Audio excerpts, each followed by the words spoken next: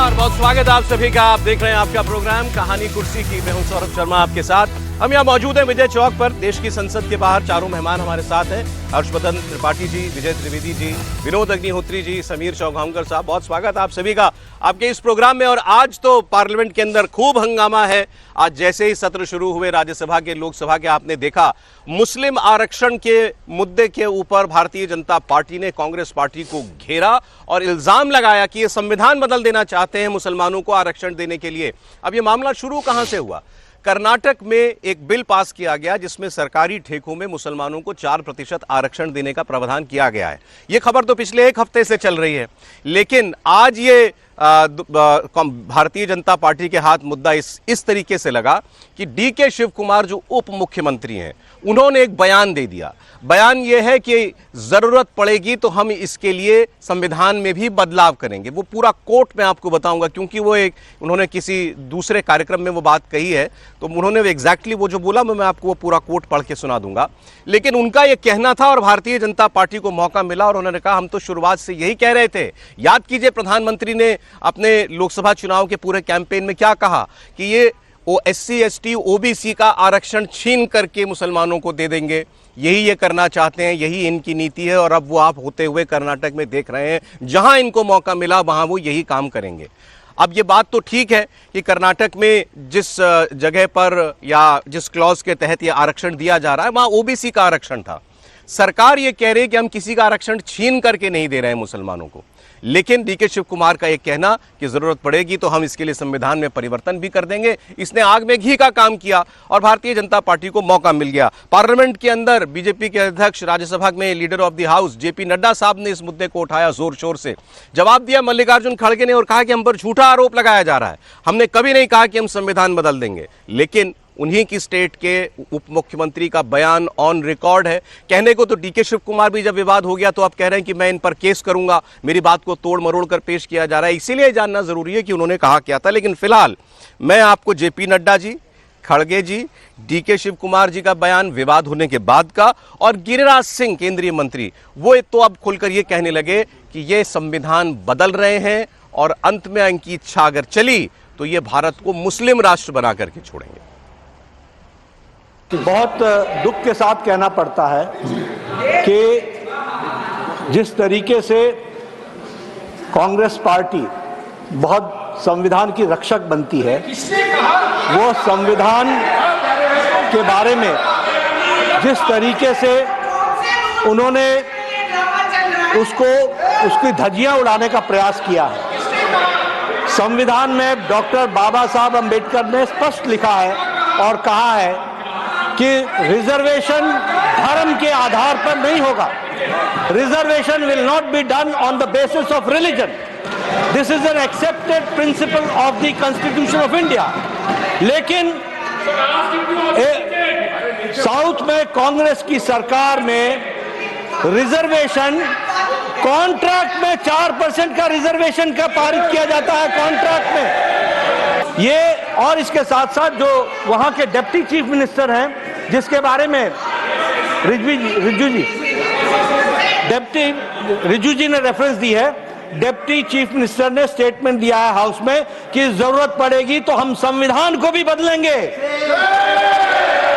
This is a very serious matter. और ये लोग बड़े संविधान के रक्षक बनते हैं और ये लोग संविधान की रक्षा करने की बात सारे देश को बताते हैं, ढोल पीटते हैं, वो संविधान की धज्जियां उड़ाते हैं। कौन सा वो आदमी जिनको कहा देश का संविधान बदलने वाले हैं? देश का संविधान जो डॉक्टर बाबा साहब अम्बेडकर ने बनाया वो कोई बदल नहीं सकता। रिजर्वेशन भी कोई खत्म नहीं कर सकता। और उसकी रक्षा के लिए हम कन्याकुमारी से कश्मीर तक हमने पूरा भारत जोड़ा यात्रा की। I'm a sensible senior politician than Mr. Nadda.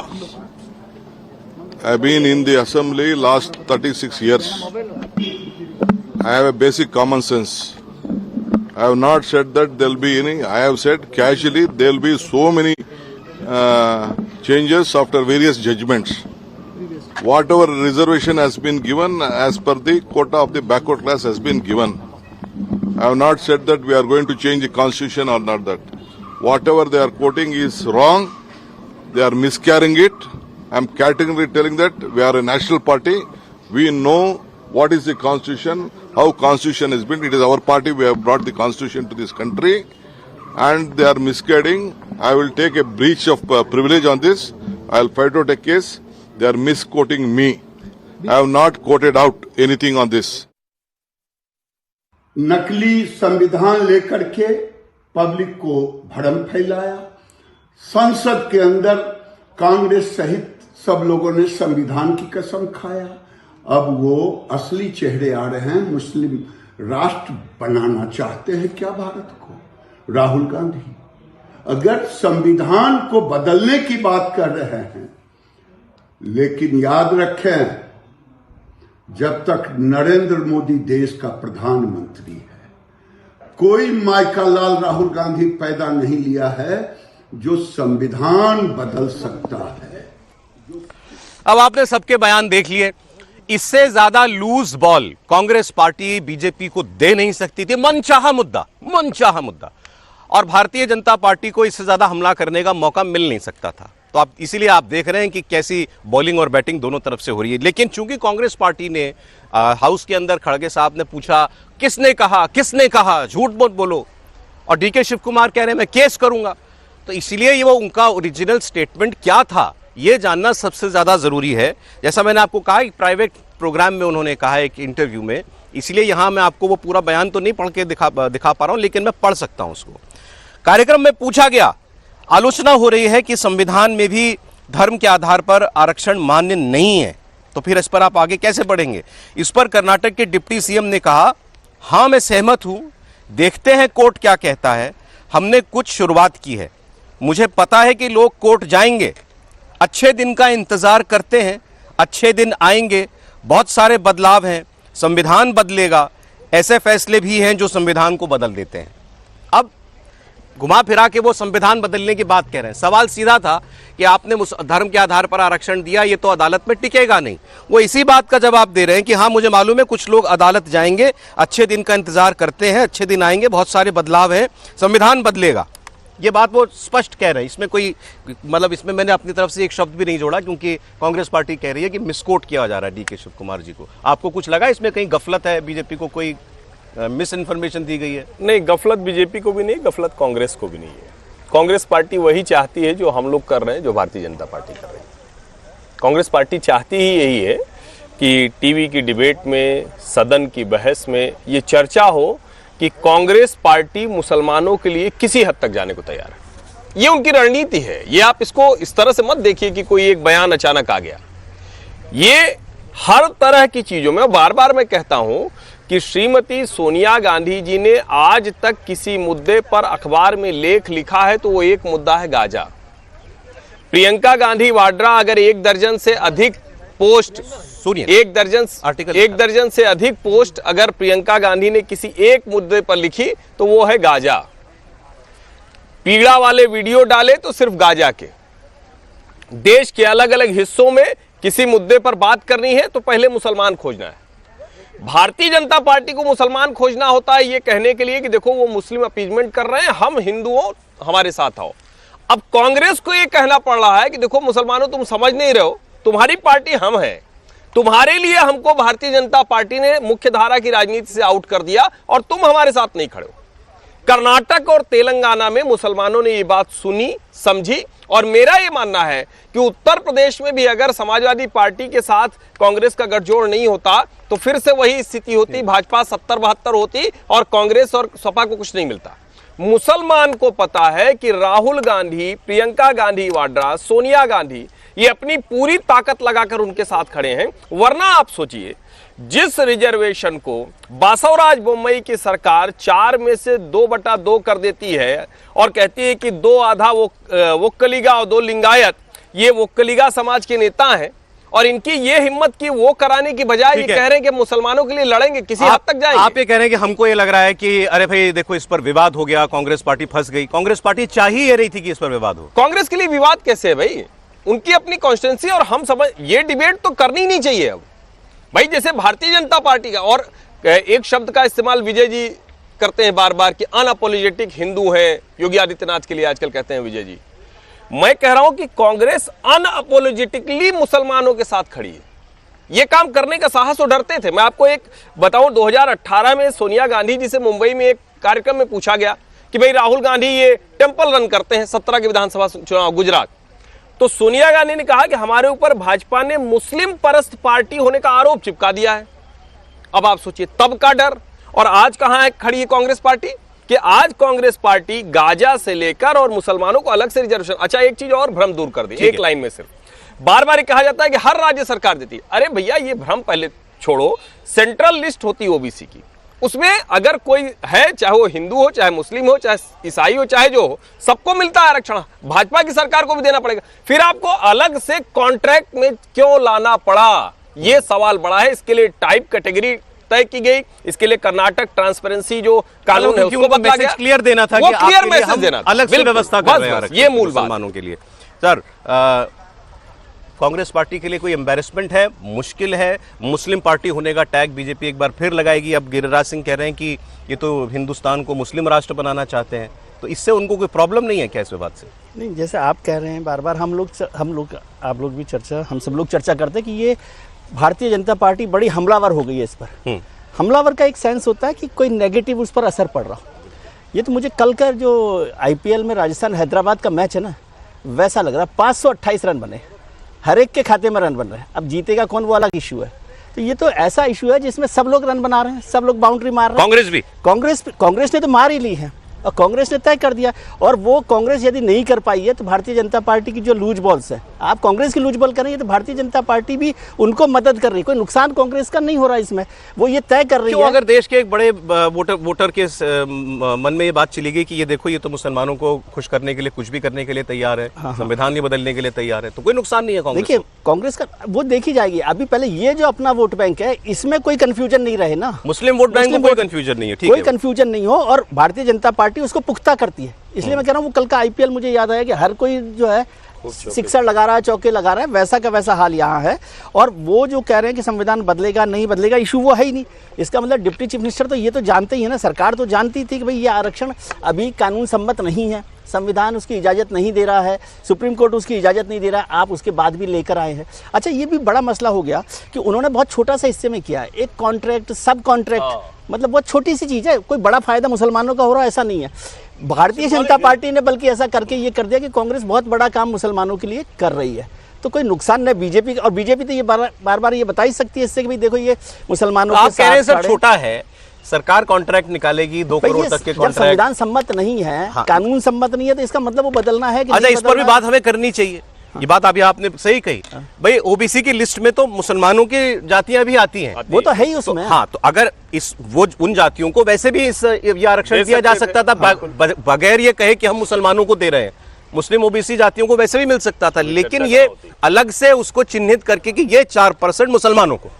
हाँ, तो वो केवल ये मार्क करने के ताकि वो उसको अंडरलाइन किया गया कि भाई तुम्हारे लिए अलग से। वो थोड़ा सा किया तो फिर नड्डा साहब ने उसको और ठोक बजाकर सील लगा दी कि भाई इन्होंने ये काम किया है, तो उनका तो मसला, मतलब जो मकसद था वो पूरा हो गया इस तरह से। आप कह रहे हैं बीजेपी ने मदद की है इसमें, ये इसका प्रचार करने में दोनों लोगों को फायदा हो रहा है। बीजेपी को भी फायदा हो रहा है कि वो किस तरह से अपने को हिंदू वोटर को साथ रख सकते हैं, नहीं रख सकते। का मुद्दा कोई नया मुद्दा नहीं है, पहले भी कई राज्यों में इस तरह से नौकरियों में भी किया गया, बाद में सुप्रीम कोर्ट ने उसको खारिज किया। आंध्र प्रदेश में चंद्रबाबू नायडू 4% दे ही रहे हैं, वहाँ तो बीजेपी सरकार में है, साथ में शामिल है, और वो यहाँ एनडीए सरकार में शामिल है। अब ये कांग्रेस ने एक चुनावी वादा भी किया था कि हम कॉन्ट्रैक्ट्स में उनको प्रेफरेंस देंगे। मालूम है उनको कि ये सुप्रीम कोर्ट में जाएगा, जो विजय जी कह रहे हैं, और उन्होंने इस तरह से उनको पूरे देश में मैसेज देना है माइनॉरिटीज़ को कि भाई हम आपके लिए, आपके आर्थिक सशक्तिकरण के लिए हम काम कर रहे हैं। बाकी पार्टियां जो है जो मुस्लिम वोट की बात करती हैं वो इमोशनल करती होंगी, लेकिन आपके लिए वाकई आर्थिक सशक्तिकरण का हम काम कर रहे हैं। जो कर्नाटक और तेलंगाना की जीत से कांग्रेस को मौका मिला था, वो कांग्रेस उसको पूरे देश में मौका देना चाह रही है। और ये बात सही है कि बीजेपी जितना उसको गर्म करेगी उतना उसको भी फायदा होगा, कांग्रेस को भी फायदा होगा।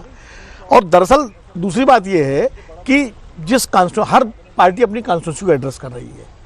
जब संभल की बात होती है तो बीजेपी अपनी कॉन्स्टिट्यूंसी को एड्रेस करती है, औरंगजेब की बात होती है तो कॉन्स्टिट्यूंसी को एड्रेस करती है। बिल्कुल ठीक है। और उसमें आरक्षण के उदाहरण देते हैं ना सर, वो 10% इकोनॉमिक बैकवर्ड सेक्शन को जो दिया, वो कहने के लिए ठीक है कि उसमें तो हर वर्ग का आएगा, हर जाति का एड्रेस किया गया, वो एड्रेस अगड़ों को किया गया, तो वो एड्रेस किया गया, कांग्रेस ने भी एड्रेस किया है। रही बात संविधान बदलने की, तो वो कहने का तरीका, संविधान संशोधन अलग चीज है, संविधान बदलना अलग चीज है। बात एक ही है? नहीं, एक नहीं है। कपड़े में पैबंद लगाना और कपड़े को बदल देना दोनों अलग चीजें। संविधान बदलना तो बदलने का मतलब संविधान का बेसिक स्ट्रक्चर बदल देना।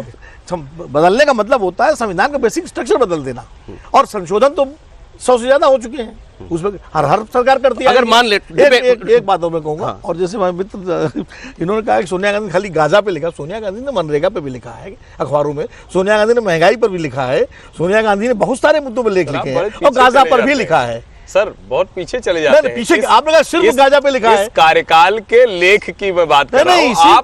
आप यूपीए शासन में अपने सरकारी उपलब्धियों की बात कर रहे हैं। नहीं, दोनों में फर्क है। नहीं, 10 मैं यूपीए की बात ही नहीं कर रहा, मैं एनडीए सरकार के 10 साल में कह रहा हूँ। सोनिया गांधी जो लेख लिखे, लेकिन वही कह रहा हूं, गूगल करके देख लीजिए कितने मुद्दों पर गाजा पर ही लिखा है। ये जो है अपनी सरकार की नीतियों में अच्छी अलग बात। गाजा पर तो भारत सरकार भी फलस्तीन का समर्थन करती है, भारत सरकार के खिलाफ लिखा होगा। बाकियों पे भी आर्गुमेंट ये दे रहे हैं कि भाई बताइए ना, मुसलमानों को मैसेजिंग करने के लिए वो लेख भी लिख देंगी, प्रियंका ट्वीट भी कर देंगी, और आप यहाँ ये भी कर सरकार का स्टैंड क्या है गाजा पे, फलस्तीन के साथ है कि नहीं? आरक्षण पर रहते हैं। तो मैं कह रहा हूं कि हर पार्टी अपनी कॉन्स्टिट्यूंसी को मैसेज देती है। ठीक है, कांग्रेस भी दे रही है मैसेज। ठीक है, बताइए नतीजा जो कांग्रेस जाने और क्या सर की बात को आगे बढ़ाते हुए क्या गलत कर रही है कांग्रेस? जो उनको वोट देता है अपने वोटर को खुश करने के लिए, उसके हितों को आगे बढ़ाने के लिए हर पार्टी करती है। बीजेपी हिंदुओं के लिए करती है, उनको मुसलमान वोट करता है तो वो मुसलमानों के लिए कुछ कर रहे हैं। देखिए, कांग्रेस अब 2029 की तैयारी कर रही है। आप अगर देखिए डीके शिव कुमार का जो बयान है, जो बिहार के चुनाव के दृष्टिकोण से भी देखा जाना चाहिए। बिहार में 8 महीने बाद चुनाव है। डीके शिव कुमार संदेश देने की कोशिश कर रहे हैं कि अगर कर्नाटक में हमारी सरकार बनी तो हमने 4% आपको आरक्षण दिया है, और हम इस बात को कमिट करते हैं कि जरूरत पड़ेगी तो हम संविधान में संशोधन भी करेंगे, या जो स्टेप लेना होगा लेने की कोशिश करेंगे। तो यह संदेश है बिहार के मुसलमानों को, आने वाले उत्तर प्रदेश के विधानसभा चुनाव में उत्तर प्रदेश की जनता को, और बंगाल के मुसलमानों को, कि भाई न अखिलेश यादव यह करने की हिम्मत करते हैं, न वहाँ तेजस्वी यादव इसकी हिम्मत करेंगे, न ममता बनर्जी इसकी हिम्मत करेगी। ये हम है जो हम सत्ता में आते हैं, हम ये करते हैं, और हम खुलकर कह रहे हैं कि अगर जरूरत पड़ेगी तो हम संविधान में संशोधन ला सकते हैं। तो मुसलमानों के लिए इस कदर आगे बढ़ जाना, डीके शिव कुमार जो सीनियर लीडर का, जो पार्टी के बड़े नेता है, पार्टी के अगर कर्नाटक की बात करें तो उप मुख्यमंत्री है, अगर ये डीके शिव कुमार कह रहे हैं तो मुझे लगता है ये पार्टी की अधिकृत लाइन के रूप में माना जाना चाहिए कि पार्टी एक वर्ग को संदेश देने की कोशिश कर रही है कि कुछ भी हो हम इस पे आगे बढ़ेंगे। अभी तो लेकिन खड़गे साहब और डीके शिव कुमार खुद दोनों ऐसे बता रहे हैं कि हमारी बात को कितना मिसकोट कर दिया गया, हम केस करेंगे, गलत कह रहे हैं। डीके शिव कुमार को जो संदेश देना था वो दे दिया है ना उन्होंने। 4% का लेकर आने के बाद जिस तरीके से डीके शिव कुमार ने उसको डिफेंड करने की कोशिश की है, तो यह संदेश बहुत स्पष्ट है कि हम तो लेकर आए, अगर कोर्ट में बात नहीं टिकेगी तो हम दूसरे अल्टरनेटिव हम देखेंगे कि आपको कैसे अधिकार देना है। खड़गे साहब ने भी नहीं कहा, वो तो कह रहे हैं कि संविधान बदलने वाली केवल इतनी बात कि ये किसने कहा कि संविधान बदल देंगे? भारतीय जनता पार्टी ने जो कहा है, रविशंकर प्रसाद ने पत्रकार वार्ता ली, जिसे किरण रिजिजू ने कहा, नड्डा जी ने कहा कि कांग्रेस सीधे सीधे मुस्लिम तुष्टिकरण की राजनीति कर रही है, संविधान बदलने की बात कर रही है, और कांग्रेस और भाजपा पे आरोप लगा। आप विजय जी के उस आर्गुमेंट से सहमत हैं जब उन्होंने कहा कि जैसे बीजेपी अब अनअपोलोजेटिकली हिंदू पार्टी बन गई है, ऐसे कांग्रेस पार्टी मुसलमानों के हित में खड़े होने के लिए अब बिल्कुल अपोलोजेटिक नहीं है? अब ये डर चला गया कि मैं मुसलमानों के लिए कुछ करूंगा तो हिंदू नाराज हो जाएगा। देखिए, भारतीय जनता पार्टी के बारे में तो खुलकर नहीं कहा सकता, लेकिन कांग्रेस के बारे में खुलकर कहा जा सकता है कि वो एक तरफा मुस्लिम की राजनीति कर रही है। ये उनके विचार, व्यवहार, उनके एजेंडा, उनके मैनिफेस्टो, उनसे सबसे दिखता है। नहीं, भारतीय जनता पार्टी के संग ऐसा नहीं है ना सर, कांग्रेस का तो खुल के दिखता है। कांग्रेस का संकल्प देख लिए, चाहे वो हिंदू वाले मामले में, हाँ हिंदू वाले मामले में अपोलोजेटिक नहीं है, बिल्कुल नहीं है भाई। अच्छा, आप अपनी बात की। मेरा ये कहना है कि कांग्रेस का तो खुलकर है, चाहे 2024 का आपका उनका मैनिफेस्टो देख लो, चाहे जितने विधानसभा चुनाव है, चाहे वो महाराष्ट्र का विधानसभा चुनाव आप उसका मैनिफेस्टो देख लो, या किसी और राज्य का मैनिफेस्टो देख लो। राहुल गांधी के जो तौर तरीका है राजनीति करने का, प्रियंका गांधी जिस तरीके से कर रही है, मल्लिकार्जुन खड़गे जिस तरीके से राजनीति कर रहे हैं कांग्रेस की। एक बयान प्रियंका गांधी का ही आया सर, जरा सुन लेते हैं, अभी आया। आपको तो बात सुन ली उन्होंने, प्रियंका जी ने। Muslim seem to have made up their mind that they don't want the house to function. It's been many days now. They find some excuse or other. They seem to have made up their mind that they don't want the house to function. It's been many days now. They find some excuse or other. वो मुद्दे पे कुछ नहीं बोली, उन्होंने बस ये कहा कि एक और बहाना मिल गया इनको कि पार्लियामेंट में काम ना हो, हंगामा करने का एक और बहाना मिल गया। लेकिन अच्छा होता कि वो इस कंट्रोवर्सी पर सीधे सीधे कुछ कहती। बात महाराष्ट्र की करते हैं। एक कॉमेडियन ने एक गाने पर पैरोडी बनाई और उनके निशाने पर थे उप मुख्यमंत्री शिवसेना के अध्यक्ष एकनाथ शिंदे, और उसके बाद इतना हंगामा बरपा है कि उस कॉमेडियन के कुणाल कामरा उसके स्टूडियो में जाकर के शिवसेना के लोगों ने तोड़फोड़ की, होटल में तोड़फोड़ की, और अभी खबर ये आ रही है कि कुणाल कामरा के घर पर हथौड़ा भी चल सकता है। जी हाँ, बीएमसी के कुछ अधिकारी हथौड़े लेकर के कुणाल कामरा के स्टूडियो पहुंचे हैं। जी हाँ, स्टूडियो का जायजा लेने के लिए पहुंचे हैं। यहाँ अवैध निर्माण मिलने पर उस पर कार्रवाई हो सकती है, स्टूडियो के अवैध हिस्से को गिराया जा सकता है। बीएमसी के अधिकारी, ये देखिए हथौड़ा दिखाई दे रहा है आपको, ये अधिकारी स्वयं हाथ में हथौड़ा लेकर के पहुंचे हुए हैं। कुणाल कामरा का ये स्टूडियो है। तो विवाद इतना बढ़ गया, कल कुणाल कामरा का ये विवादित पैरोडी गाना सामने आया, उसके बाद पहले ही शिव सैनिक जो हैं उनके घर और स्टूडियो होटल और स्टूडियो जाकर तोड़फोड़ कर चुके हैं, और अब बीएमसी भी इतनी जल्दी एक्टिव हो गई है कि वहां देखने पहुंच गई है नापतोल करने की कोई वहां पर अवैध हिस्सा तो नहीं है, तो उसको ढूंढ करके गिराया जाए। और ऑपोजिशन जो है, शिवसेना, कांग्रेस, एनसीपी, वो ये कह रहे हैं कि ये तो सरकार का गुंडा राज है, कि यही एक अभिव्यक्ति की आज़ादी, इतनी अभिव्यक्ति की आज़ादी ये लोग मानते हैं कि एक कॉमेडियन ने कुछ कह दिया एक नेता के खिलाफ तो पूरी सरकार, पार्टी और पूरी सरकार उसके खिलाफ एकजुट हो गई है। और आप देख ही रहे हैं कि कार्रवाई कितनी तेज़ी से यहाँ पर हो रही है। ताकि आपको ये मुद्दा जो है आपके जहन में क्लियर रहे, मैं वो जो कुणाल कामरा के वो 30 सेकंड में उसने जो वो गाना एक बनाया था, गाने के ऊपर ये अपने बोल फिट किए थे एकनाथ शिंदे को लेकर के। अब ये जो कुणाल कामरा है, कुणाल कामरा की पॉलिटिकल पोजीशन सब लोग जानते हैं। ये खुल करके बीजेपी या महाराष्ट्र में आप कहिए तो महायुति के खिलाफ हैं, ये बीजेपी और एकनाथ शिंदे के खिलाफ हैं। और इस पर ये पहले भी बहुत सारी बातें कर चुके हैं, बहुत सारे विवाद इनके नाम के साथ जुड़ चुके हैं, तो वो शिंदे के खिलाफ बोल रहे हैं, इसमें कोई आश्चर्य नहीं है। अब ये जो इन्होंने कॉमेडी करने की कोशिश की, हो सकता है इसमें आपको कोई कॉमेडी जैसी चीज़ भी ना लगे, ये पूरी तरीके से प्योरली पॉलिटिकल स्टेटमेंट ही लिखाई दे। लेकिन क्या ये कुणाल कामरा का हक है या नहीं है, इस पर बहस हो सकती है। अच्छा, कुणाल कामरा ने अगर किसी नेता के खिलाफ कोई ऐसी बात कही जो उनको या उनके समर्थकों को पसंद ना आए, तो वो उसके खिलाफ कार्रवाई कर सकते हैं, या उनका हक है। लेकिन वो कार्रवाई कैसे होगी? वो कार्रवाई कानून के जरिए होगी। आप इन पर केस कर सकते हैं, डेफेमेशन का मामला कर सकते हैं। कुणाल कामरा के जहां जो तोड़फोड़ हुई है, कुणाल कामरा ने उसके खिलाफ केस किया है, तो सरकार को उन लोगों को भी कानून के दायरे में लाना पड़ेगा। लेकिन अब जो आप देख रहे हैं कि वहां बीएमसी के लोग पहुंच गए, मुझे तो याद आ रहा है कंगना रनौत का मामला। कंगना रनौत खुलकर बोलती थी उद्धव ठाकरे के खिलाफ। उद्धव ठाकरे के खिलाफ बोलने का अंजाम ये हुआ कि ऐसे ही कि उनका जो ऑफिस था वहाँ पर कोई इलीगल स्ट्रक्चर है, उसको बुलडोजर से तोड़ दिया गया। तो सब ने कहा था साहब कि ये देखो, ये तो गला घोंटने वाली बात है एक कलाकार की। क्या कोई कलाकार जो है खुलकर अपनी बात नहीं रख सकता, और ऐसा वो करेगा तो आपसे उसको सत्ता के डंडे से हाँकेंगे। तो क्या ये वही काम इस वक्त नहीं हो रहा है? कुणाल कामरा से आप लाख उनकी बातों से ऐतराज रखिए, लेकिन क्या ये तरीका उचित है कि पहले उसके स्टूडियो में जाकर के तोड़फोड़ और फिर उसके बाद उसको बीएमसी के एक्शन से डराना, या बीएमसी वहां जाकर के अब कोई अवैध हिस्सा जाकर के ढूंढेंगे, और सब कुछ एक दिन के अंदर हो जा रहा है। ये भी मजेदार बात है इसके अंदर। गाना कल आया और आज ही देखिए ये सारी कार्रवाई हो भी गई। हर्षवर्धन त्रिपाठी जी। नहीं, बेहुदा आदमी है, लेकिन फिर भी पीटा नहीं जाना चाहिए। कई लोगों को मन होता है पीटने का ऐसे लोगों का, ये सच है। मतलब ठीक वैसे ही कई लोगों को मन हो जाता है, अच्छा लगता है। जैसे कुणाल कामरा को अच्छा लगा था कि कंगना रनौत का घर उखाड़ दिया, तो संजय राउत के साथ वो प्रसन्न हो रहे थे कि मुझे तो बड़ा अच्छा लगा। ये वही व्यक्ति है जो लाल कृष्ण आडवाणी को कह देते हैं कि अच्छा अब आप रथ यात्रा नहीं निकालेंगे कंगना रनौत का घर बचाने के लिए। तो मतलब बड़ा हल्का आदमी है, बहुत बेहुदा आदमी है, सामान्य समझ नहीं है। पॉलिटिकल कमेंट्री करना, पॉलिटिकल तीखे हमले करना, इसमें कोई दिक्कत नहीं। और कुणाल कामरा का बिल्कुल अधिकार है भाई। ये हम तो जहाँ खड़े हैं संसद के यहीं थोड़ी सी दूरी पे, वो तथाकथित कृषि आंदोलन चल रहा था किसानों का, और उसमें एक कोई गुस्से में आ गया, उसने कहा जैसे इंदिरा को गोली मारी थी उसे मोदी को मार देंगे। अच्छा, मोदी को क्या है, रोज गोली मारते हैं, गाली देते हैं, अमित शाह को भी रोज गाली देते हैं, लेकिन मोदी अमित शाह उस तरह के नहीं है। शिंदे शिवसेना वाले, वो बाला साहब ठाकरे और आनंद दिघे से प्रशिक्षित शिवसैनिक है। उनका तरीका यही रहा है। उसके खिलाफ पहले उद्धव ठाकरे, बाला साहब और उनके खिलाफ कुणाल कामरा लिखते थे। अब पार्टी बदली तो इसकी भी पार्टी बदल गई, तो कैसे ऐसा आदमी कॉमेडियन हो सकता है? और मुझे तो इसमें कोई कॉमेडी समझ में आई नहीं।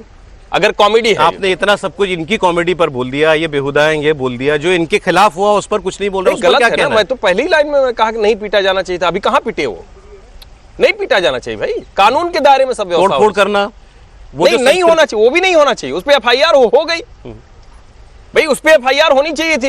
ये नहीं, मैं ये समझना सर, वो ठीक है, कानूनी कार्रवाई होगी वो तो। अच्छा आप ये बताइए, वो लिप सर्विस है सर। अब आप जिस हथौड़े की बात कर रहे हैं, कि वहां कार्यकर्ताओं ने तोड़फोड़ कर दी तो अब कानून अपना काम करेगा ये कानून तो अपना काम। नहीं, इतनी तो आग की शर्म मुझे लगता है बच्चों की नेताओं के अंदर। बोला है इस पे, मुख्यमंत्री ने बोला है हाँ कि ये जो किया है ये गलत है। एक बड़े नेता के खिलाफ इस तरह आप किसी को कह रहे फलाना की गोदी में मिल जाएगा, आप इसको ठीक बात मानते हैं? ये कॉमेडी है? नहीं है, भद्दी कॉमेडी कह लीजिए ना। तो फिर मैं वही कह रहा हूं, जब भद्दापन होता है लोकतंत्र में तो ये अच्छा नहीं है, बिल्कुल ठीक नहीं है। हिंसा किसी चीज का समाधान नहीं है, एक थप्पड़ नहीं चलना चाहिए। नहीं तो ये लेकिन कुणाल कामरा वो है जो चप्पल लेकर घूमते थे, कुणाल कामरा वो है। और जो पार्टी गौरव की बात हो सकती है, गलत बाला साहेब और आनंद दिघे की संस्कृति से आते हैं, वही मारपीट वाली जिसको कहा जाता है ना। मैं तो कह रहा हूं कि आप शिवसेना की बात करेंगे तो करिए, मोदी शाह को आप गाली दे सकते हैं, दूसरे राजेश सिंह हमारे सहयोगी जुड़ रहे हैं इस वक्त। पे भी, रेवंत रेड्डी पर भी। क्या कार्रवाई करने पहुंचे हैं वहां बीएमसी के लोग इनके स्टूडियो पर? राजेश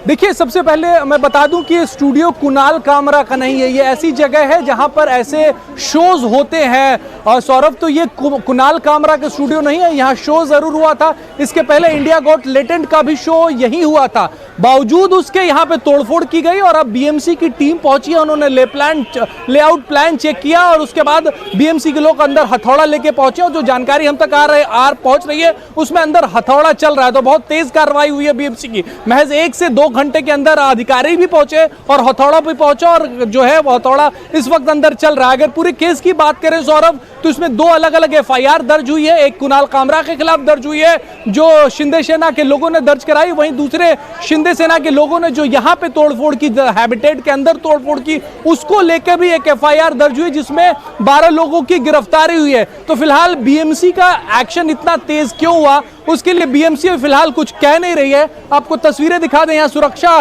के चाक चौबंद इंतजाम है, पुलिसकर्मी बैठे हैं अंदर। बीएमसी के लोग जो है वो पुलिसकर्मियों की सुरक्षा में अंदर गए हैं और इस वक्त आप अंदर का हलचल देख लीजिए। जो इस इमारत के मालिक हैं या जो इसको ओन करते हैं वो परेशान। उन्होंने एक स्टेटमेंट भी जारी किया है कि हमारा इससे कोई लेना देना नहीं, हमने कुछ नहीं बोला है, हमने तो एक बस जो उनका स्टूडियो है वो दिया था जहां पर शो हुआ था, लेकिन बावजूद इसके यहाँ पे कार्रवाई हो रही है। तो तेज कार्रवाई हो रही है और उसके पीछे सबसे बड़ी वजह यही है कि महाराष्ट्र की राजनीति में पिछले 5 साल में जो कुछ भी हुआ है उसे कुणाल कामरा ने जिस तरीके से व्यक्त किया वो शिंदे सेना के लोगों को नागवार गुजरा है। उसके बाद ये कार्रवाई जो है सामने आ रही है। सौरभ, ये तो वही बात हो गई कि राजस्थान में एक दंगे के आरोपी के घर पर बुलडोजर चला, पता लगा वो उसका मकान ही नहीं था, क्या बोलते उस किराए पे रहता था, किसी और को सजा दे दी है। क्या कहेंगे सर इस पर? मतलब अगर किसी को कोई पॉलिटिकल टिप्पणी करनी है किसी के खिलाफ जो सत्ता में बैठा है तो पहले मैं अपने मकान का नक्शा चेक कर लूं, ये मतलब है ना? देखिए, मुझे एक चीज नहीं समझ में आती है, बीएमसी हो या कोई नगर निगम हो, उनको तब कैसे समझ में आता है कि ये अवैध निर्माण है। कंगना रनावत का दफ्तर चल रहा था, बढ़िया चल रहा था, जब उद्धव ठाकरे के खिलाफ उन्होंने टिप्पणी की, बयान दिया, तो बीएमसी समझ में आ गया कि अवैध है, जाके तोड़ दिया। ऐसे ही कुणाल कामरा का जिस स्टूडियो में उन्होंने शूट किया, अगर वो अवैध है तो अब जब उन्होंने शो किया तब पता लगा अवैध है। तो ये तो एजेंसियों पर सवाल है कि आप आराम से अवैध निर्माण करते रहिए, साफ काम करते रहिए, और जब अचानक किसी नेता के खिलाफ या किसी अधिकारी के खिलाफ कुछ बोल देंगे तो आपको नक्शा चेक करना पड़ेगा। भाई ये कौन सा, अगर अवैध है तो कुछ हो या ना हो, आप अवैध मत क्या सरकारी गुंडागर्दी है? अब गुंडागर्दी कहिए या मनमानी कहिए या तानाशाही कहिए, मतलब शब्दों का अलग अलग वो है, इसको राजनीतिक भाषा में तो जो आपने कहा वही है। लेकिन मैं तो ये कहता हूँ ये सरकारों की को और सत्ता का चरित्र एक होता है। मैं बार बार कहता हूँ, जो कंगना रनावत के साथ हुआ वही कुणाल कामरा के साथ हो रहा है। तब जो लोग उस पर प्रसन्न हो रहे थे वो आज दुखी हैं, और तब जो लोग उस समय दुखी थे वो आज प्रसन्न हैं। तो ये जो हमारा जो सिलेक्टिव अप्रोच है ना, कि कंगना रनावत के साथ हुआ तो बहुत लोग ताली बजा रहे थे, हाँ हाँ बहुत अच्छा किया, बहुत अच्छा इलाज कर दिया, इलाज दोहरापन है, दोहरापन है। अच्छा, उस वक्त बहुत लोग कह रहे थे अभिव्यक्ति की आजादी के खिलाफ है, ये नहीं होना चाहिए। आज कुणाल कामरा के साथ हो रहा है तो कुछ लोग कह रहे हैं बहुत अच्छा किया, कुछ लोग कह रहे हैं बहुत गलत अगर किया। उस वक्त आप कंगना रनौत के साथ खड़े हुए थे तो आज आप कुणाल कामरा के खिलाफ कैसे हो सकते हैं? देखिए, शिवसेना स्टाइल की राजनीति, अगर आप देखें महाराष्ट्र की राजनीति में बाला साहेब ठाकरे के खिलाफ निखिल वागले ने दोनों के खिलाफ था। निखिल वागले ने एक लेख लिख दिया था, एक कार्टून बना दिया था, तो निखिल वागले के कार्यालय में पूरी तोड़फोड़ कर दी गई थी। और एकनाथ शिंदे तो वैसे भी मतलब अपने आप को, वो तो कहते हैं, उनसे जब कहा गया कि ऐसे नारे लगते हैं कि शिरडी में साई, ठाणे में भाई, तो आप क्या कहोगे, तो क्या खुल के कहते हैं कि भाई ठाणे में मैं ही भाई हूँ, कोई दूसरा भाई नहीं है। और एकनाथ शिंदे का दरअसल सत्ता का अरे सर, तो वो उन भाई को, मैं सर एक बात कह दूं, उन भाई को सबसे पहले कल जब तोड़फोड़ हुई, सबसे पहले शिंदे साहब को क्यों नहीं सामने आना चाहिए था और कहना चाहिए था ये मेरे लोगों का, अगर ये मेरे लोगों ने किया है तो मैं ठीक कर दूंगा एक एक को। ये कोई तरीका नहीं है। एकनाथ शिंदे का तो आनंद दिघे से सीखना चाहिए, अपने गुरु से। तो धर्मवीर थे, उनका एक कार्टून छाप दिया था अखबार ने, बहुत ही व्यंग्यात्मक था उनके खिलाफ। उन्होंने संपादक को सुबह फोन किया, मराठी अखबार ने छापा, उसको फोन किया और उसको बोले यार बहुत अच्छा कार्टून छापा है, इसका मुझे एक बड़ा बना के लाकर दो, मैं फ्रेम करके लगाऊंगा। वो संपादक डर गया, वो गया नहीं। आनंद दिघे का जलवा था, उन्होंने फिर फोन किया, अरे भाई तुम लेके क्यों नहीं आए, मेरे पास लेकर आओ। वो संपादक डरते हुए उनके पास पहुंचा कि मैं माफी चाहता हूँ। आनंद दिघे ने माफी मत मांगो, आपने अच्छा कार्टून दिया है। वो कार्टून लिया, आनंद दिघे ने उसके ऊपर सिग्नेचर करे, संपादक को गिफ्ट किया और एक कार्टून अपने रूम में फ्रेम करके लगाया था कि देखो लोगों की क्रिएटिविटी कैसी है। तो कम से कम आप आनंद दिघे तो सीखो, एकनाथ शिंदे तो उनके चले रहे, उनके गुरु हैं, वो सही बात है। धर्मवीर इसलिए वो कहला है कि वो सबको साथ, मतलब मैं देख रहा हूँ देवेंद्र फडणवीस जी हो या गृह राज्य मंत्री हो, वहां के हर आदमी पहले ये कह रहा है कुणाल कामरा ने बड़ा खराब किया, बड़ा गंदा काम किया, एक नेता के ऊपर टिप्पणी कर दी। मतलब नेताओं पर टिप्पणी करने का अधिकार नेताओं को है। अगर यदि इस पूरे ऑडियो को, वीडियो को सुने तो उसमें एक गद्दार शब्द पर आपत्ति हो सकती है, बाकी बड़ी अच्छी बात है सर, जाए उद्धव ठाकरे के घर पर, ये कह रहा हूं, गद्दार तो करने की हिम्मत है उद्धव ठाकरे शिवसेना जो है पहले दिन से गद्दार उनको कह रही है, तो फिर मातुश्री पर जाकर हथौड़ा चलाना चाहिए बीएमसी को कि क्या हो रहा है, ये संजय राउत के घर चलाए, वो तो हर दिन कहते हैं, क्योंकि आप उनके खिलाफ नहीं चला सकते। और कुणाल कामरा जो कह रहे हैं, मैं कंगना रनावत पर भी जब भी कार्रवाई हुई थी तब भी उसके खिलाफ थे और आज भी खिलाफ हूँ। और ये सत्ता का चरित्र है, वो शिवसेना उद्धव ठाकरे हो या शिवसेना एकनाथ शिंदे, और फडणवीस साहब भी वैसे ही कर रहे हैं, इसलिए आप ये मत समझिए। और मुझे हैरानी यह है कि अभी 15 दिन पहले, 10 दिन पहले प्रधानमंत्री ने एक बड़ा पॉडकास्ट दिया, उसमें उन्होंने कहा कि हम आलोचना को स्वीकार करते हैं। ये आलोचना को स्वीकार करने का तरीका है, उनकी सरकार के लोग आलोचना स्वीकार कर रही है। और इसमें यह भी लिप सर्विस है कि आप कहेंगे कि उनके खिलाफ हमने एफआईआर दर्ज कर दी, कुछ होने वाला है। दूसरी बात, उस स्टूडियो वाले का क्या दोष है इसमें, जहां जाके तो आप तोड़फोड़ कर रहे हैं। कॉमेडी, इस पर कॉमेडी पर बहस नहीं हो रही है। ये बात है कि क्या जो कहा है उस पर इस तरह का रिएक्शन होना चाहिए। पूरा प्रकरण शर्मनाक है, शर्मनाक है। सत्ता में बैठे लोगों से ये अपेक्षा नहीं की आप कर दीजिए, डिफेमेशन केस करिए। बात करते हैं अब जरा इफ्तार की, इफ्तार पॉलिटिक्स की। बिहार में नीतीश कुमार ने कल इफ्तार पार्टी दी। मुख्यमंत्री की इफ्तार पार्टी तो बहुत बड़ी होती है और उस इफ्तार पार्टी में बहुत सारे लोग आए भी, लेकिन कई लोग नहीं आए, कई बड़े संगठनों के नुमाइंदे उसमें नहीं पहुंचे। आपको याद होगा कि ये जमीयत उलेमा हिंद जैसे एक बड़े संगठन ने ये कॉल दी थी कि नीतीश कुमार चूंकि वक्फ बिल पर हमारे साथ नहीं है, ये चाहें तो सरकार पर दबाव डालकर इस बिल को रुकवा सकते हैं, लेकिन ये ऐसा नहीं कर रहे तो इनका बॉयकॉट करो, इनके किसी कार्यक्रम में मुसलमानों को नहीं जाना चाहिए। लेकिन खूब दिखे वहां पर लोग, कौन कौन नहीं गया वो आपको बताऊंगा। लालू यादव आज इफ्तार देने वाले हैं, वहां भी लेकिन गजब बात हो रही है, वो इफ्तार की पार्टी अपने घर पर नहीं दे रहे, अब्दुल बारी सिद्दीकी के घर पर दे रहे हैं। तो बीजेपी वाले बोल रहे हैं भाई क्या हो गया, लालू जी को अभी डर लगने लगा क्या कि आप टोपी पहनेंगे, इफ्तारी करवाएंगे तो हिंदू वोटर जो है वो नाराज हो जाएगा। इसकी बात करेंगे, पहले जरा नीतीश कुमार जी की इफ्तार की तस्वीरें आपको दिखा देते हैं, चल रही हैं आपकी स्क्रीन पर।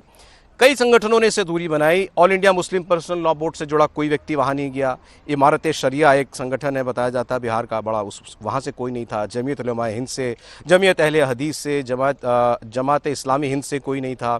खानका मुजीबिया, खानका रहमानी, ऐसे कई संगठन हैं जो आम तौर पर ऐसी आयोजनों में जाते हैं, लेकिन वो नहीं गए थे। लेकिन आरिफ मोहम्मद खान गए थे जो बिहार के गवर्नर हैं, और इसको लेकर के बयान है सत्ता पक्ष के भी और कुछ नाराज मुस्लिम संगठनों से जुड़े लोगों के भी। तो वो मैं आपको सुना रहा हूँ। सरकार की तरफ से जेडीयू के लोग कह रहे हैं कि भाई मुख्यमंत्री के इफ्तार में आप खुद देखिए कितनी रौनक थी, अब कोई नहीं आया उसका मन है, उससे कोई फर्क नहीं पड़ता नीतीश कुमार की सेहत पर। और ऐसे भी लोग हैं जो कह रहे हैं कि हमें नाराजगी है नीतीश कुमार से कि वो इस मुद्दे पर हमारा अभी तक साथ नहीं दे रहे हैं, लेकिन हम उनको अभी भी सेक्युलर मानते हैं। तो आज बात यही करेंगे, नीतीश कुमार के आज भी सेक्युलर की गिनती में आते हैं, तो आखिरी वक्त तक उनसे बात करते रहना चाहिए कि वो हमारा साथ दें, बॉयकॉट ना करें। सुनिए। ये मुख्यमंत्री का इफ्तार था, ये बात ध्यान रखिएगा। मुख्यमंत्री जी ने दिया था इफ्तार और उसमें सारे लोग आए थे, हमेशा इफ्तार देते हैं और उस समाज के लिए जो काम किए हैं वो सबके सामने है। कुछ लोग पॉलिटिक्स करने के लिए और वजह से कर रहे होंगे, लेकिन उसका अपना अलग नज़रिया होगा काम करने का। लेकिन जो लोग ये भी कर रहे थे उनके यहाँ भी जाकर के मुख्यमंत्री जी बहुत काम करवाए, ये ध्यान रखना चाहिए इन सब चीज़ों। और 20 साल का ट्रैक रिकॉर्ड है मुख्यमंत्री जी का, जो बिहार में खास करके मुस्लिम समुदाय के लिए जो काम किए, इबादत में सियासत करते, ये जो पॉलिटिक्स नहीं करना चाहिए। मुस्लिम समुदाय के जो भी लोग थे सारे लोग आए हुए थे। अफ्तार जो है वो मोहब्बत, आपसी सद्भाव और भाईचारे का पैगाम देता है, इसलिए हम लोग यहाँ इकट्ठे होते हैं। अभी कोई नई बात नहीं है कि आज हो रहा है, जिनको विरोध करना है करते रहे, उससे क्या फ़र्क पड़ता है। और नीतीश कुमार ने जितना मुस्लिम समाज के लिए काम किया, उसके हित में काम किया है, चाहे जो अल्पसंख्यक आवासीय विद्यालय हो, चाहे अल्पसंख्यक छात्रावास हो, चाहे कब्रिस्तान की घेराबंदी हो, चाहे जो ये क्या कहते हैं प्रोत्साहन राशि हो, हुनर हो, ट्रिब्यूनल हो, कौन किया? इसके पहले कोई किया था क्या? नीतीश कुमार से नाराजगी क्या है? क्या अपेक्षा है आपकी जो पूरी नहीं हो पा रही है और इस वजह से आपने ये फैसला लिया? मैंने बस वो कि वक्फ बिल की वो हिमायत न करें। और हम एक बात, हम के वज़ीर आला नीतीश कुमार से हम मायूस भी नहीं हैं। हम ये समझते हैं कि वो ऐसा काम ज़रूर करेंगे और अपने फैसले पर ज़रूर नज़रसानी करेंगे। वो आप लोगों की क्या ये अपेक्षा है कि नीतीश कुमार सरकार से समर्थन वापस ले लें इस मसले पर, या इस बिल के दौरान समर्थन ना करें? इस बिल की हिमायत वो न करें। मेरा मुद्दा बस यही है कि वक्फ तरमीमी बिल की वो हिमायत न करें। लेकिन अभी तो बिल पारित नहीं हुआ है। पारित नहीं हुआ है, लेकिन वो उसकी हिमायत तो कर रहे हैं। पारित जब हिमायत कर रहे हैं तो वो पारित भी हो जाएगा, इसलिए अभी हिमायत नहीं करेंगे तो पारित नहीं होगा। मेरा ये मानना है कि ये इशू तो बहुत सीरियस है और ख़ास तौर से जो लोग अपने आप को, जो लीडर्स भी अपने आप को एक जिनका सेकुलर छवि है, उसमें नीतीश कुमार भी हैं, आपको नायडू साहब भी हैं और जो पासवान थे पहले वो भी, अगर वो लोग भी जो है इसमें पीछे हटेंगे तो उनकी किरदार को लोग आगे देखेंगे और नापेंगे भाई कि कहाँ तक ये चल पाएंगे। मेरा अपना मानना है कि boycott is not the way. Nitish ji से बात करनी चाहिए और आखिरी दम तक बात करनी चाहिए। नायडू से भी बात करना चाहिए, उनको प्रेशराइज करना चाहिए कि भाई आप देखिए इस चीज़ को, आप लोग सरकार में सपोर्ट कर रहे हैं, ये चीज़ें नहीं पास होनी चाहिए। तो वो हमें बाइकआउट का जहाँ तक सवाल है, मेरा मानना है कि वो समाधान नहीं है। समाधान उसमें है कि नीतीश जी को, नायडू को और जो लोग भी हैं सेकुलर पार्टीज हैं, उनमें दबाव बनाया जाए आखिरी दम तक। ये बातें सुनकर के ऐसा लगता है कि मुसलमानों का एक धड़ा मायूस ज़रूर है नीतीश कुमार के अभी तक इस मुद्दे पर उनके साथ ना देने से, लेकिन शायद उम्मीद भी उन्हीं से ही है, क्योंकि बिहार का इलेक्शन भी है उनको और सरकार इनके समर्थन पर चल रही है कि नीतीश कुमार अभी भी चाहें तो कुछ कर सकते हैं इस मुद्दे पर।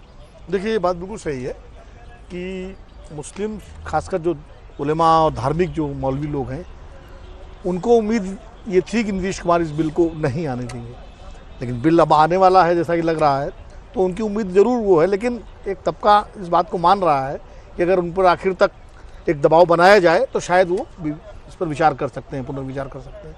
दरअसल नीतीश कुमार की जो ने एक नई कॉन्स्टिट्यूंसी बनाई मुसलमानों में, पहले वो मतलब बिहार में थे कि कर्पूरी ठाकुर ने जिस तरह से पिछड़ों के आरक्षण का कोटा विदिन कोटा तय किया था, उन्होंने पसमानदा मुसलमानों के लिए काम किया। मुस्लिम्स में जो पिछड़े वर्ग हैं, देखिए मुस्लिम्स में बहुसंख्यक आबादी पिछड़ों की है, जिनको पसमानदा नाम दिया गया है, और अली अनवर उसके आर्किटेक्ट थे, जो नीतीश कुमार के सांसद भी रहे, बाद में अब तो नहीं है उनके साथ।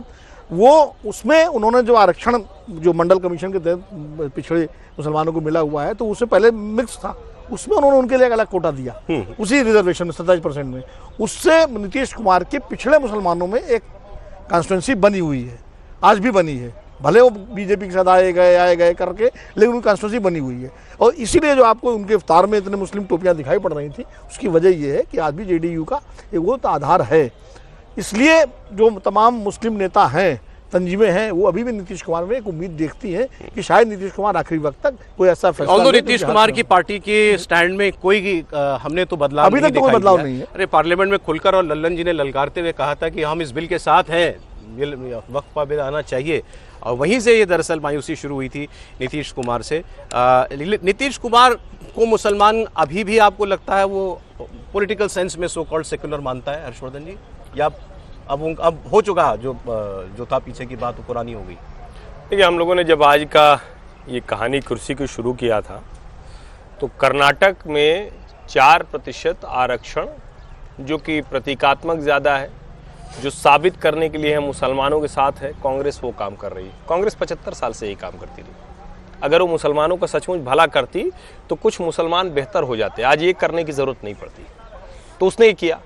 नीतीश कुमार जो भी बिहार का है या बिहार जानता है, जितना मुसलमानों के लिए नीतीश कुमार ने किया, चाहे आप अरबी, फारसी, उर्दू को लेकर हो, चाहे मुस्लिम बच्चियों के उनकी शिक्षा के लेकर हो, चाहे मुसलमानों में जिसको अभी विनोद जी ने बताया कि जो उनमें पिछड़ा है उनको लेकर हो, उसको लेकर बाकायदा फोकस्ड स्कीम चलाई गई। लेकिन अगर आज ये अमीर मुसलमान बनाम गरीब मुसलमान, जो हम लोग पहले दिन से हैं, मतलब हम लोग इस पर वक्त पर यही बात करते रहे कि अमीर बनाम गरीब मुसलमान, अशराफ और गैर अशराफ, अशराफ और पसमानदा का मसला, तो क्या वो वाला मुसलमान नीतीश कुमार को मानना बंद कर देगा? कुछ मौलाना दाढ़ी रख के और वो ऐलान कर रहे हैं कि नहीं हम नीतीश कुमार के खिलाफ जाएंगे, मुझे ऐसा नहीं लगता। गरीब पिछड़ा मुसलमान आज भी, वो आज भी नीतीश कुमार क्यों रहेगा?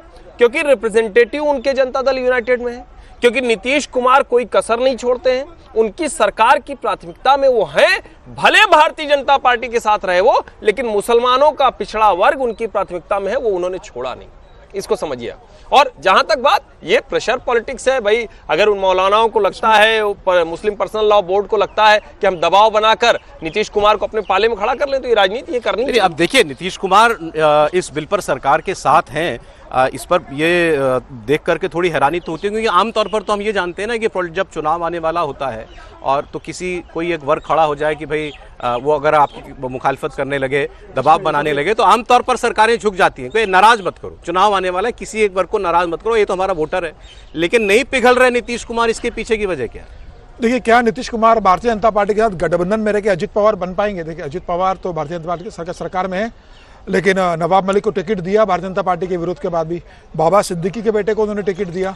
जब बटेंगे तो कटेंगे की बात आई तो उन्होंने कहा महाराष्ट्र में ये नहीं चलने वाला है। और अभी जो नागपुर का दंगा जो हुआ था, उसमें तो उनकी पार्टी का जो इफ्तार का आयोजन था, उसमें उन्होंने बोला मुसलमानों की तरफ जो आँख उठा के दिखेगा उनके खिलाफ अजित पवार है। अजित पवार ने तो खुल के कल इफ्तार पार्टी में बोला, जो उनकी पार्टी हुई।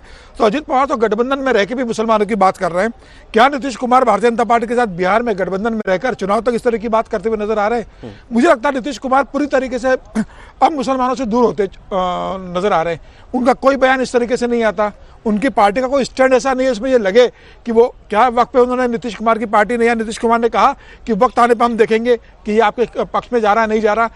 कि जिस तरीके से लल्लन सिंह ने लोकसभा के अंदर मुखरता के साथ इसका समर्थन किया है, संजय झा जिस तरह से का समर्थन कर रहे हैं, तो मुझे लग रहा है कि बिहार के अंदर ये बहुत स्पष्ट हो गया मुसलमानों को कि अब नीतीश कुमार भारतीय जनता पार्टी के मतलब करीबी बन गए, अब मुसलमानों की बात रखने की स्थिति में नहीं है। मैं जानना चाह रहा हूं नीतीश कुमार को क्या स्पष्ट हो गया है? या तो उन्होंने मुसलमान वोट का मोह त्याग दिया है, भैया हमको नहीं मिलता तो ना मिले, या उनको लगता है कुछ भी हो जाए वोट तो हमारे पास ही आएगा। इसमें थोड़ा सा संशोधन ये है, मुस्लिम वोट का मोह बिल्कुल नीतीश कुमार ने नहीं छोड़ा है और छोड़ भी नहीं सकते हैं। वो उनकी कॉन्स्टिट्यूंसी डिस्टर्ब हो जाएगी। नीतीश कुमार को ये कन्विंस किया गया है उनके ही मुस्लिम नेताओं के द्वारा कि भाई ये जो वक्फ बिल का मामला है, ये जो अमीर मुसलमान है उनका मसला है, जो अशराफ मुसलमान है उनका मसला है, जो गरीब पसमानदा है उसका वक्फ की न उसके पास ज़मीन है ना उसकी वो नाई बुनकर बढ़ई लोहार ये वो तो अपने पेशे में लगा हुआ है। तो इस बिल से आपकी कॉन्स्टिट्यूंसी पे कोई बहुत ज़्यादा असर नहीं पड़ना है, इसलिए नीतीश कुमार ने ये स्टैंड लिया हुआ है। सर, मुझे लगता है कि बहुत बड़ा असर कोई मुसलमानों की जो कॉन्स्टिट्यूंसी या वोटर है नीतीश कुमार जी के साथ वो जाएगा, ऐसा मुझे नहीं लगता। वो उनके साथ खड़ा रहेगा। और इस पर तो हम लोग हमेशा ही चर्चा करते हैं, भले ही लोग इससे सहमत नहीं हो कि ये अशराफ और पसमानदा मुसलमानों का झगड़ा है वक्फ बिल, कि जो अमीर मुसलमान है गरीब मुसलमान है। तो गरीब मुसलमानों का बड़ा फ़ायदा वक्फ बिल से नहीं होने वाला, तो वो उनके साथ खड़े हुए हैं, आज भी खड़े हुए। और वो लोग इफ्तार में नहीं गए, वो भी ठीक है, उनको अपनी नाराज़गी जाहिर करने का हक है कि नहीं जा रहे वहाँ पर, उसमें कोई ऐसा वो भी नहीं हो गया कि कोई हंगामा है क्यों बरपा वाली बात है। तो वो ठीक है, लेकिन मुझे लगता है कि नीतीश कुमार जी ये जानते हैं कि ये पसमानदा मुसलमानों का मसला है, लेकिन मुसलमानों में ये इंप्रेशन ना जाए कि नीतीश कुमार मुसलमानों के खिलाफ खड़े हैं। तो हो सकता है वो अंदरूनी तौर पर सरकार से ये कोशिश भी कर रहे हो कि इस बिल को जितना टाला जा सकता है टाला जाए, ताकि निकल जाए। यदि ये सेशन निकल गया तो फिर देखा जाएगा कि आगे क्या हो रहा है। ये भी तो तरीका होता है, जरूरी नहीं होता ना कि इस तरह से बहुत लोग मानते हैं कि इस बिल पर बिहार के चुनाव तक तो शायद कुछ नहीं होना। हाँ, नीतीश कुमार जी कन्फ्रंटेशन की पॉलिटिक्स में नहीं रहते और वो जान रहे हैं कि कैसे करना है क्या नहीं करना है। इफ्तार पार्टी में सब लोग आए हैं, जो लोग नहीं आए उनका अपना एक बात है। अब जरा सर दंगे वो खिस्सा कराया कोई मुसलमान वोट महाराष्ट्र से लेकर के नागपुर से लेकर के संभल तक दंगे के आरोपियों के घरों पर बुलडोजर चला है, जरा वो आपको मैं बता देता हूँ। पहले नागपुर वायलेंस की बात करें तो फहीम शेख जो कि उसका मास्टरमाइंड बताया गया, जिसने सबसे पहले ये कह करके भड़काऊ बातें करके एक अफवाह फैलाई लोगों के बीच में कि कुरान की आयतें लिखा हुआ कपड़ा जला दिया गया है हिंदूवादी संगठनों के द्वारा, इससे बहुत से लोग सड़कों पर उतर के आए। उसके घर पर बुलडोजर चल रहा है आज। वहाँ पहले पैमाइश करने के लिए पहुंचे अधिकारी और उसके बाद जो अनधिकृत हिस्से थे घर के, कुछ छज्जे वगैरह जो एक्सटेंडेड थे, वो सारा वहाँ पर जो है बुलडोज़र की कार्रवाई देख रहे हैं आप। और मुख्यमंत्री तो ये कह ही चुके हैं इससे पहले कि सख्त कार्रवाई होगी और इसकी जो दंगे में नुकसान हुआ उसकी भरपाई भी इन्हीं लोगों से की जाएगी। और अगर ये लोग पैसा नहीं देंगे, भरपाई नहीं करेंगे, तो इनकी संपत्तियाँ नीलाम भी करेंगे अगर ज़रूर पड़ेगी तो दंगे के आरोपी फहीम शेख के घर पर बुलडोज़र, ये उसकी तस्वीर आप देख रहे हैं। जौहरीपुरा में ये घर है इसका, उसके मकान का अवैध हिस्सा जो है वो गिरा दिया गया बुलडोजर से। तो एक नज़ीर पेश करना चाहते हैं मुख्यमंत्री देवेंद्र फडणवीस की, दंगा किया तो बख्शा नहीं जाएगा कोई और इंसाफ होगा और वो भी जल्द होगा और ताबड़तोड़ होगा। ये देखिए बड़ा हिस्सा जो है उस पर बुलडोजर चला है। 4 कोठियां हैं उसकी नागपुर में सर। अच्छा, हाँ, तो चारों पे अतिक्रमण हुआ।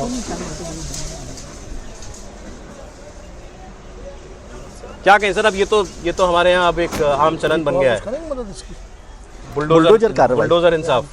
देखिए अब सुप्रीम कोर्ट ने जो आदेश किया है, सुप्रीम कोर्ट ने जो टिप्पणी की है, समझ लीजिए उसको तो भूल ही गए हम। हाँ, तो अब उसके बाद भी अगर सरकारें कर रही है तो इस पर क्या कहा जा सकता है। दंगाइयों के खिलाफ सख्त कार्रवाई हो, इसमें तो कोई भी किसी को शक नहीं होना चाहिए क्या होनी चाहिए, लेकिन कार्रवाई कानून के तहत ही होती है ना। कानून क्या कहता है, आपको उनको जेल में डालना है आपके खिलाफ। आप इससे सहमत है या नहीं? मैं बुलडोजर की कार्रवाई के खिलाफ हमेशा से ही रहा हूं। मैं बुलडोजर को नहीं, जो कानूनी कार्रवाई होनी चाहिए, जो कड़ी कार्रवाई होनी चाहिए वो हो। यदि वो वसूली वाली भी बात है ना, वो ठीक है कि दंगा यदि जो नुकसान पहुंचाया उसकी वसूली करे। और अवैध निर्माण फिर वही बात हो गई जो कुणाल कामरा के स्टूडियो के उसी दिन याद आता है आपको। अभी हम कुणाल कामरा के खिलाफ कार्रवाई की आलोचना कर रहे थे, इस पर क्या कहेंगे? देखिए बड़ी सीधी सी बात है, मैं हमेशा कहता हूँ कि लोकतंत्र में हिंसा का स्थान नहीं होना चाहिए, लेकिन हिंसा इतनी बड़ी हो गई और उसका आरोपी, न्यायालय भी कहता है ना कि न्याय सिर्फ होना नहीं चाहिए, होते हुए दिखना भी चाहिए।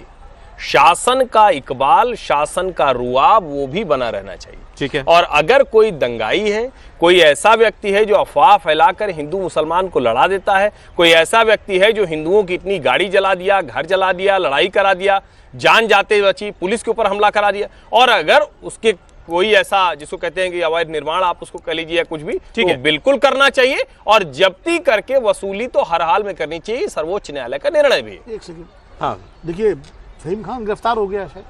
हाँ गिरफ्तार है, एनएसए लगा हुआ है। हाँ, इसीलिए मैं वहाँ शायद मकोका लगता है। आमतौर पर जो नियम ये है कि अगर कोई अपराधी या अभियुक्त फरार है तो कुर्की की जाती थी ताकि उस पर दबाव बने, वो सरेंडर करे। अब वो गिरफ्तार हो गया, अगर अवैध है तो आप उतना हिस्सा गिरा दीजिए इतना अवैध है, वही हो रहा है ना। ठीक है, लेकिन ये फिर वही बात आ जाएगी कि ये नजर तभी आता है जब वो किसी मामले में आता है, नंबर 1।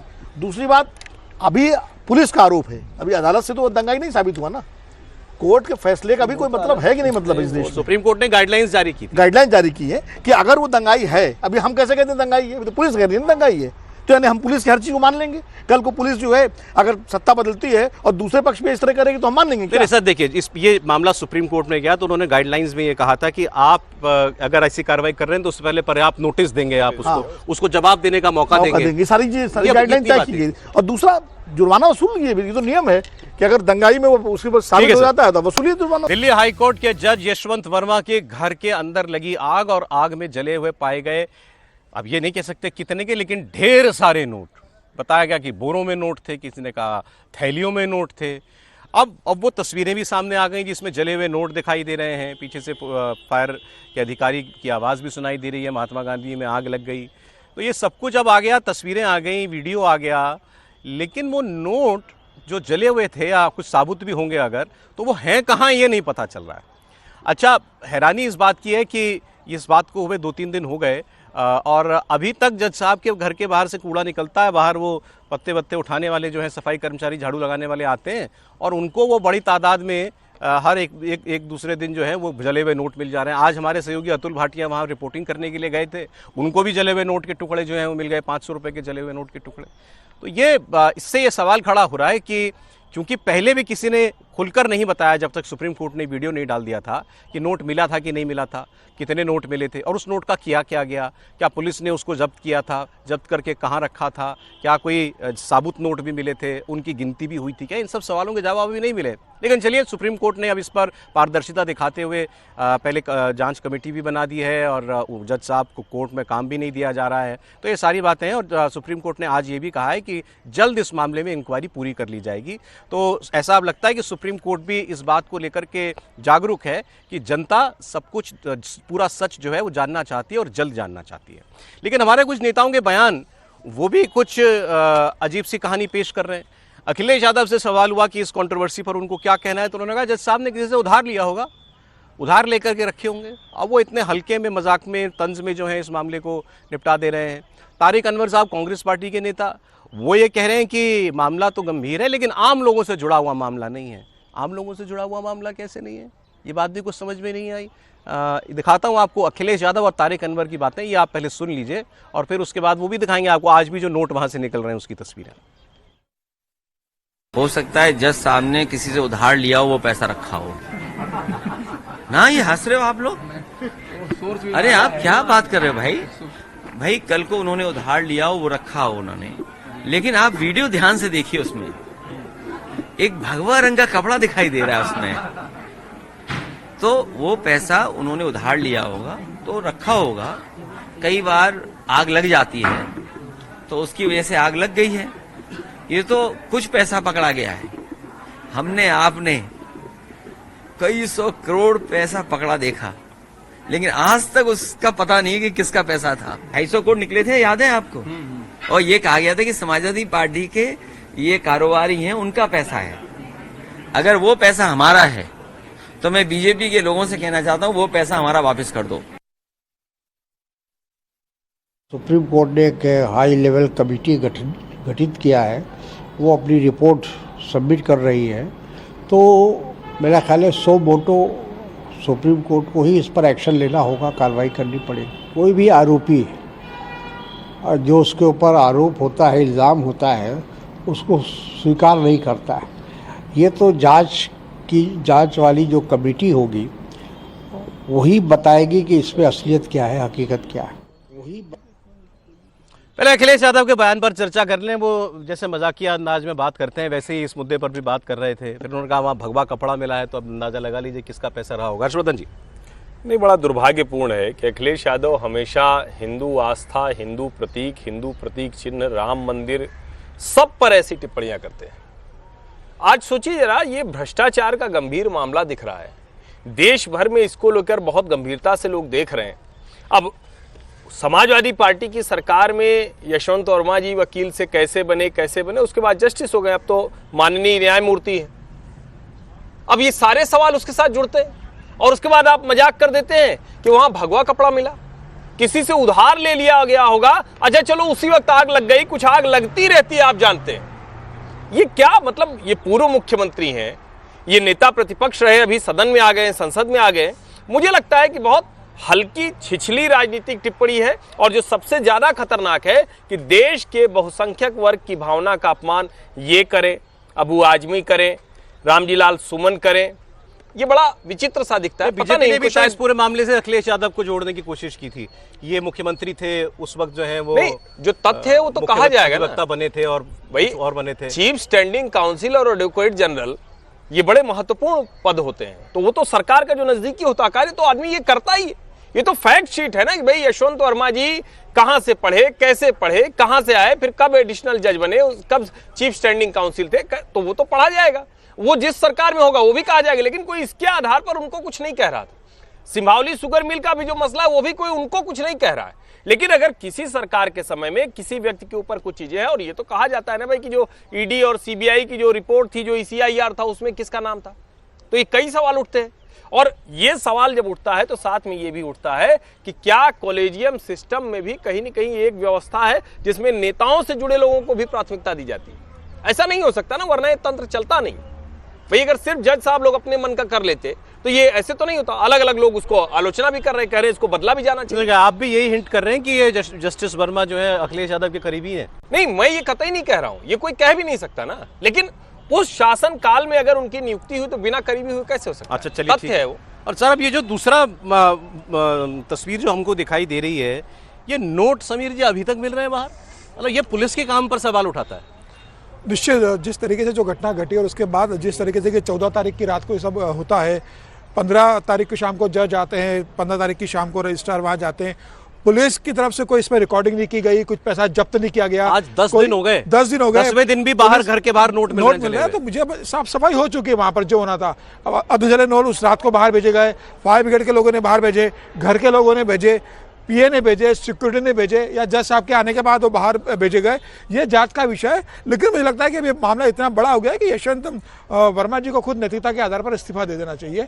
अब भले ही जांच से जो भी निकलेगा, भले उन्हें क्लीन चिट मिलती है नहीं मिलती है, वो इतने विवादास्पद हो गए और पूरी जुडिशरी के ऊपर मामला है। यशवंत व्यास जी को बहुत ईमानदारी से और स्वेच्छा से इस मामले में इस्तीफा दे देना चाहिए और कहना चाहिए मेरा पैसा नहीं है और आउट हाउस में थोड़ी हम रहते हैं, हम जहाँ रहते हैं वहाँ पैसा नहीं मिला। लेकिन आप कहोगे मेरे घर की घटना है, मेरे घर की घटना, आपके घर में घटी है ना, आपकी 4 दीवारी में घटना घटी है, आपकी समय बेटी थी, वहाँ पीए था, ये कहा जा रहा है आपके खिलाफ जांच कमेटी बिठा दी गई है, आपको काम करने से मना कर दिया गया है। जब इतने बातें इंडिकेट कर रही है तो आप नैतिकता के आधार पर इस्तीफा दे दीजिए। आप बोल दीजिए कि मैं इस्तीफा देता हूँ, जांच हो, और जांच होने के बाद अगर सब क्लियर होगा तो कम से कम मुझे ये रहेगा कि मैं इसमें शामिल नहीं था। उन्हें अब नैतिकता के आधार पर इस्तीफा दे देना चाहिए, मुझे ऐसा लगता है। अभी तक वैसे पूरी हमारी पॉलिटिकल क्लास जो है इस पूरे मामले में एक ही साथ खड़ी भी दिखाई दे रही है कि मामला गंभीर है, इसकी जांच होनी चाहिए, या कोई आपको नजर आया जिसने समर्थन भी किया हो? मेरे ख्याल से पॉलिटिकल क्लास में तो कोई इस तरह से नहीं है। अखिलेश जी की जो टिप्पणी है वो बहुत अच्छी टिप्पणी नहीं है उनकी, और उस फैक्ट्स को जिसका हर्ष जी जिक्र करे वो फैक्ट्स के तौर पे भी देखना चाहिए कि उस सरकार में उनको क्या क्या जिम्मेदारी मिली, लेकिन इसको उससे करेक्ट नहीं कर रहे।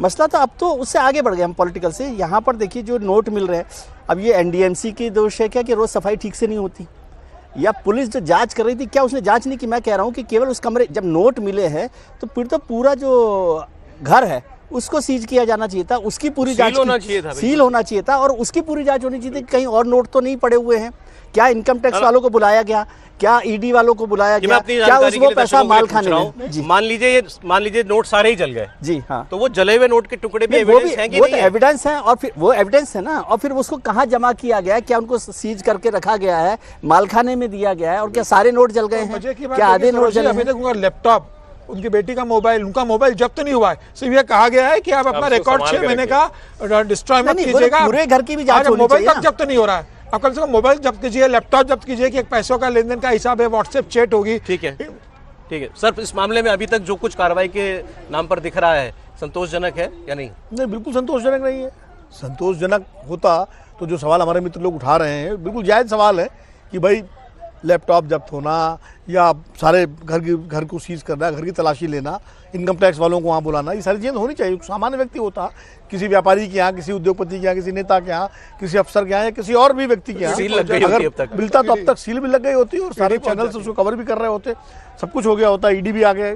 लेकिन जिस तरह, और मैं 2 दिन से देख रहा हूँ, अब तो खैर नोट मिल गए, जब नोट का वीडियो सामने नहीं आया था, सुप्रीम कोर्ट ने जारी नहीं किया था वीडियो और रिपोर्ट, तो तमाम बड़े बड़े वकील नामी गिरामी उनको सपोर्ट कर, वो बचाव में खड़े थे और वो खबर को ही गलत बता रहे थे कि ऐसा कुछ हुआ ही नहीं है, तिल का दाड़ है, ये हो ही नहीं है। मतलब चैनलों पर 1-2 कार्यक्रम में भी था, उसमें वो सारे लोग कह रहे थे कि कुछ हुआ ही नहीं है, ये तो मुमकिन ही नहीं है, इनकी छवि ऐसी है। ठीक है साहब, छवि अच्छी होगी, उससे मुझे कुछ नहीं कहना, लेकिन ये कहना है खबर गलत है, खबर बिल्कुल तिल का ताड़ है, अब वो सामने आ गया, वीडियो आ गया, नोट आ गया, मतलब उस अखबार में इनकी पैरोकारी करने वाले लोग भी हैं। बड़े स्तर पर। ठीक है, ठीक है। सौरभ, अब ये दूसरी खबर पर मुझे लगता है बार बार बात होती है, मीडिया की भूमिका अगर ये मजबूत न होती तो आज ये इस तरह से नहीं होता। और इलाहाबाद हाईकोर्ट बार एसोसिएशन के प्रेसिडेंट अनिल तिवारी ने जिस तरह का स्टैंड लिया, कहा कि हम बिल्कुल आने नहीं देंगे यहाँ, तो ये दोनों बहुत महत्वपूर्ण है। जो लोग मीडिया की भूमिका पर सवाल खड़ा करते हैं वो भी, और जो कहते हैं कि संस्थाएं किस लिए होती है, तो बार एसोसिएशन भी इसीलिए। अब जरा संभल की खबर मैं आपको देता हूँ। संभल में दंगा हुआ था और उस दंगे में आपको मालूम है कि 7 लोगों की मौत भी हुई थी, पुलिस के ऊपर भी जानलेवा हमले हुए थे, और उसके बाद से संभल में बड़ी सख्ती कर रहे हैं योगी जी, पुलिस भी बड़े एक्शन ले रही है। अब उसी दंगे के सिलसिले में जो वो मस्जिद के अंदर सर्वे होना था कोर्ट के आदेश पर, उस रोज़ जो दंगा हुआ, उस मस्जिद के जो इंतज़ामिया कमेटी के हेड हैं, इनका नाम जफ़र अली है, ये एडवोकेट भी हैं और कोर्ट में भी पक्ष रखने के लिए मस्जिद पक्ष की तरफ से यही गए थे। इनको पुलिस ने गिरफ्तार कर लिया है दंगे भड़काने में उनकी भूमिका को देखते हुए। और जब इनको गिरफ्तार किया गया उसके बाद उस वक्त वहाँ पर बड़ा तनावपूर्ण माहौल था, बड़ी नारेबाजी वगैरह भी हुई। आज भी वहाँ पर खूब लोग जमा होकर के नारेबाजी कर रहे थे और कह रहे थे कि ये तो योगी सरकार की पुलिस जो है ये ज़्यादती कर रही है, इनके ऊपर भड़काने का इल्ज़ाम जो है वो कैसे लग सकता है। तो वहाँ कुछ लोग क्या बातें कर रहे हैं वो आप पहले सुनिए, फिर आगे बात करते हैं।